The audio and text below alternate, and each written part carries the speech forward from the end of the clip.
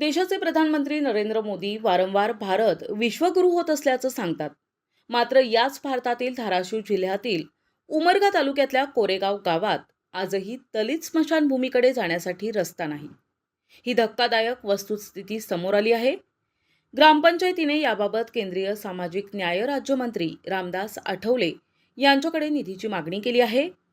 नेमकं प्रकरण काय, पाहूया हा रिपोर्ट. उमरगा शहरापासून अवघ्या 3 ते 4 किलोमीटर अंतरावर असलेल्या कोरेगाव गावातील दलित वस्तीतील ग्रामस्थ गेल्या अनेक वर्षांपासून स्मशानभूमीकडे जाण्यासाठी अक्षरशः नरक यातना सोसत आहेत. एखादा व्यक्ती मयत झाल्यास कच्चा रस्ता म्हणजे शेतीच्या बांधावरून आणि चिखलयुक्त रस्त्यातून, कधी शेतीच्या बांधावरून मार्ग शोधत अंत्ययात्रा काढावी लागते. पावसाळ्यात हा रस्ता पूर्णपणे चिखलात बदलतो. गुडघाभर चिखलातून मृतदेह घेऊन जाण्याची वेळ येते. विशेषतः महिला आणि वृद्ध नागरिकांसाठी ही परिस्थिती अत्यंत वेदनादायक ठरत आहे.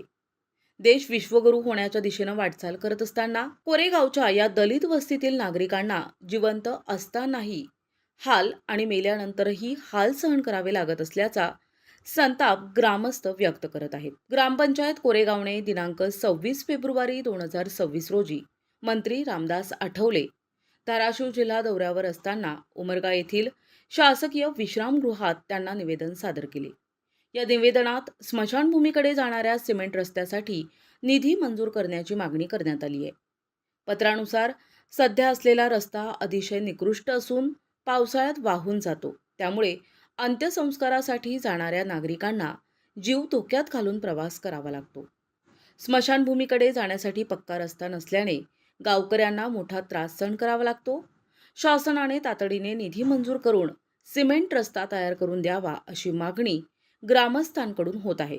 ॲडव्होकेट शुभम सूर्यवंशी यांनी NTVशी बोलताना याबाबत काय सांगितलंय, पाहूयात. सर, मी कोरेगाव गावचा ग्रामस्थ शुभम विक्रांत सूर्यवंशी या गावचा ग्रामस्थ असून लहानाचा मोठा या गावात झालेलो आहे. या गावामध्ये रस्त्याची खूप अडचण आहे सर.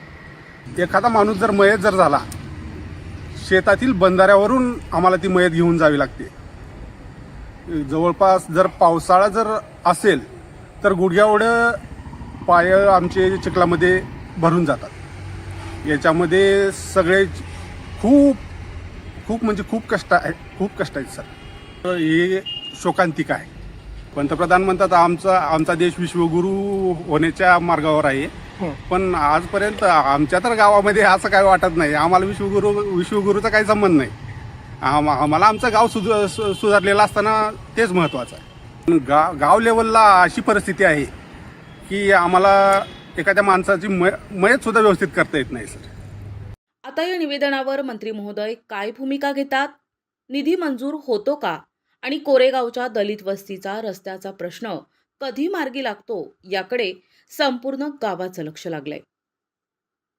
प्रतिनिधी सचिन बिद्री, NTV न्यूज मराठी, उमरगा, धाराशिव.